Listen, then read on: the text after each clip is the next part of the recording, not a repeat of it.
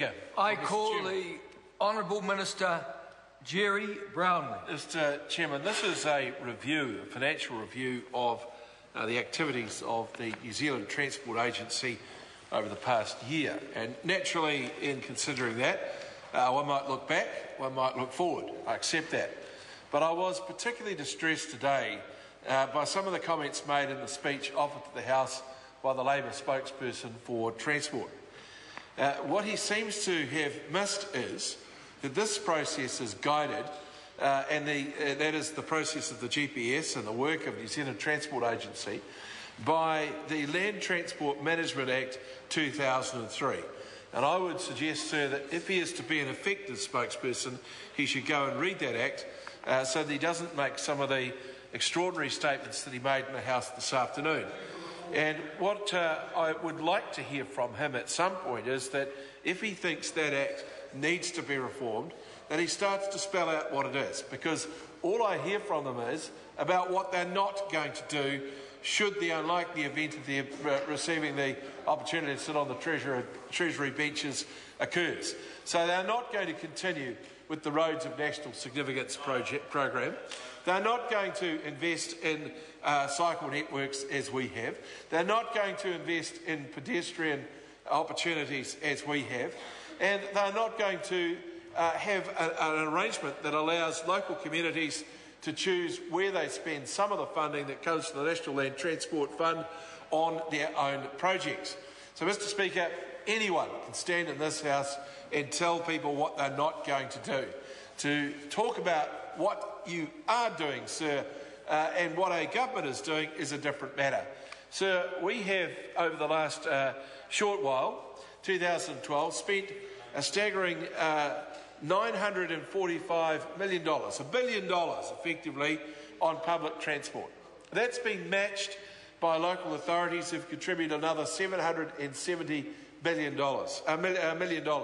So there you see, sir, a huge commitment to public transport for a very small part of the transport task required in New Zealand. And we've further said, look, if we can see that the demand for public transport is on the rise, we'll be there to fund it. And I want to know if, in fact, the Labour Party are proposing that they would do away with the $800 million package that we've put together for Auckland to bring forward some of their roading projects. The answer will be no, because they don't like roads. They somehow think that New Zealand should return to a sort of a strange community where we don't make use of roads. Mr. Speaker, when it comes to Kiwi Rail, over $1 billion so far reinvested in that company, trying to give it the opportunity to contribute more to the freight task throughout New Zealand. But the reality is that the rails do not run into many of the rural communities in New Zealand where the productivity that comes off our agrarian economy is carried out. So there has to be an ability to move freight by road. And what I want to do this afternoon is congratulate the management of Kiwi Rail for collaborating with road freight companies throughout the country to get a better synergy between the opportunity to move goods over long distances on rail with the capacity to take significant loads by truck to the farm gate and beyond. And Mr. Speaker, when Mr. Twyford stands up and says there's no big thinking going on here, I've got to tell him that out in the wide world, people don't look necessarily to the opposition spokesman's office to see that big thinking. And thank God they don't, because there is none. The reality is that we have a dynamic transport industry in New Zealand, and we have a government that is making investments in the transport infrastructure to ensure that they prosper along with the rest of the economy for years to come. It was the Romans who first worked out that if you want to have a dynamic economy, provide roads, and that's what we're doing.